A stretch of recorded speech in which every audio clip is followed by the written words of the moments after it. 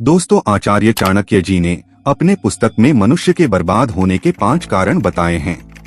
नींद, गुस्सा, डर, थकान और काम टालने की आदत। लेकिन दोस्तों, यह आदतें ऐसी हैं कि इन सारी चीजों पर हम कंट्रोल तो कर सकते हैं, लेकिन सबसे बड़ी और सबसे भयंकर बुरी आदत जो कि आज के ज्यादातर युवाओं को चिपक सी गई है, यह आदत चाहकर भी ज्यादातर लोग छोड़ ही नहीं पाते हैं। इस पर ना जाने कितने ही मशहूर किताबें भी लिखी जा चुकी है। तो वह भयंकर आदत है गंदे वीडियोस और हाथ हिलाने की आदत।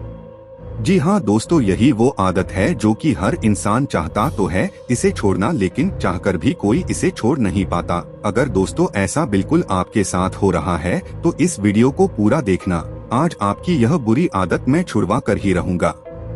दोस्तों, पढ़े लिखे लोग कहते हैं कि कामवासना बुरी कैसे हो सकती है, वो तो हर पशु पक्षी और पूरी प्रकृति में पाई जाती है।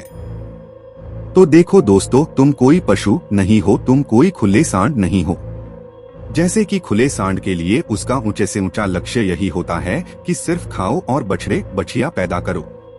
उसको सिर्फ यही 2 चीजें चाहिए होती हैं, एक तो बढ़िया घास और दूसरा बढ़िया गाय।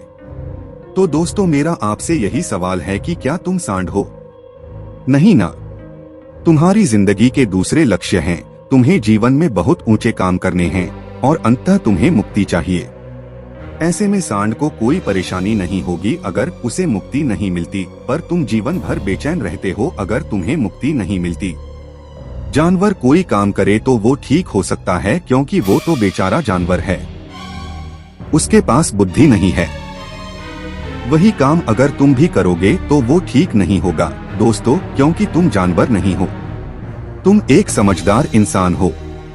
तुम्हें यह जिंदगी, यह दुनिया को और भी खूबसूरत बनाने को मिला हुआ है, तो इसे यूं ही इन गंदे कामों में व्यर्थ मत करो। उठो और अभी से अपनी जिंदगी में एक छोटा सा ही लक्ष्य बनाओ। जैसे मान लो, अगर आपकी आर्थिक स्थिति खराब है तो अपने आप को अमीर बनाने का, अगर आपकी फिजिकल कंडीशन खराब है तो अपने आप को मजबूत बनाने का, अगर आप किसी काम में कमजोर हो तो उस काम में अपने आप को माहिर बनाने का, ऐसा एक छोटा सा लक्ष्य बना और उसे हासिल करने के लिए पूरी जी जान से मेहनत करने के लिए तैयार हो जाओ।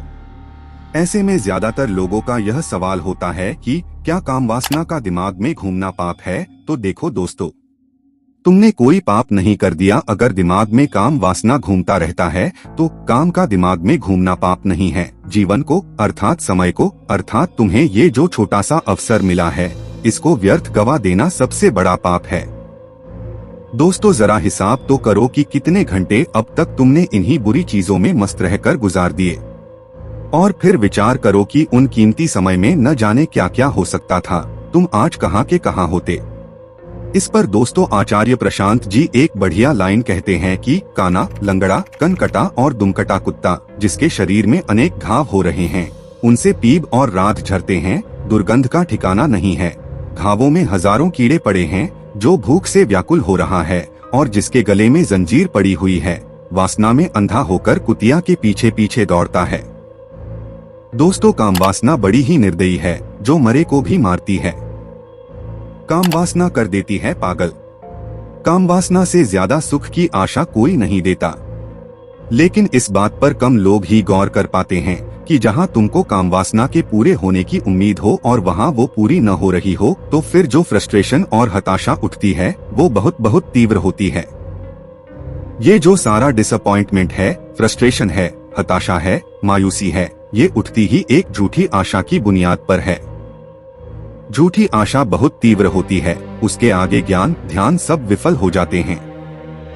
उसके आगे सिर्फ उनकी चलती है जिन्होंने बहुत अनुशासन, डिसिप्लिन के साथ, बहुत संकल्प के साथ अपने आप को तैयार किया होता है जिंदगी की लड़ाई जीतने के लिए। तो दोस्तों, अपने आप को भी तैयार करो, आज से नहीं बल्कि अभी से।